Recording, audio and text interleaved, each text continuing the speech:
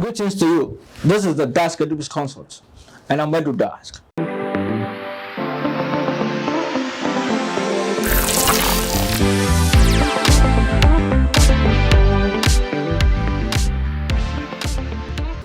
The purpose of the DASK EduBiz Consult is to facilitate your student visa abroad, either in the USA, Canada, or Europe. I want to hear from you and how I could be of assistance to you. Get in touch. My details are on the screen. Let me be of help to you. Now, take note that in your application requirements, you are expected, or it is required of you to mention your citizenship, or if you like, citizenship verification of your lawful presence. And so, somewhere in your application, you are asked to either mention whether you are a citizen or you are an international student. Now, universities require all students to provide verification of their lawful presence in the institution of destination. Now, if you are classified as an in-state, then you must be a citizen. And while not required at the time of application, to the extent that you could provide documentation as to your citizenship, it could expedite your verification processes. In general, classification of in-state status for tuition purposes requires an individual to have established legal residency and domicile in the country of destination. Mostly, it could be for 12 consecutive months prior to the time that you enroll as a student. And so the essence of this presentation is to differentiate between residency and domicile. Now, we will want to define residency as the state and country where an individual currently lives. And so if you are an individual who is residing in the particular country, you could be classified as a resident. Now, if you could show documentation and that you had stayed in a particular country permanently or indefinitely, we want to look at it as domicile. Now, the difference will demonstrate the tuition classification that you can be categorized.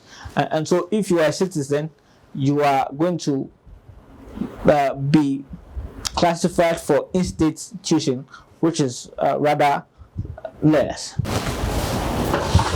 And so, for the purposes of citizenship and the in-state tuition benefits and the documentation involved, it is required of you to demonstrate some documents. The essence of this presentation is to help you identify these documents and provide it at the time of the application. Our discussion, we are looking at citizenship verification, and we've gotten to the part of the documentation for citizenship, or if you like, proof of your citizenship. Now, you should be able to have a passport. The passport in which you are a resident in. Have a passport. Now, the second document that you should provide could be a driver's license. A driver's license issued by the country in which you are a citizen. You could also get some ID cards of the country you are a citizen in. Now, if you are joining the country by way of naturalization, you should be able to provide a certificate of naturalization. A certificate of naturalization. You can also demonstrate your citizenship with a certificate of citizenship. And so we have the certificate of citizenship. The certificate of citizenship. You could also have a certificate of birth abroad. Certificate of birth abroad. All these include documents that will prove your citizenship. Now let's add the seventh. We could add your permanent resident card. Permanent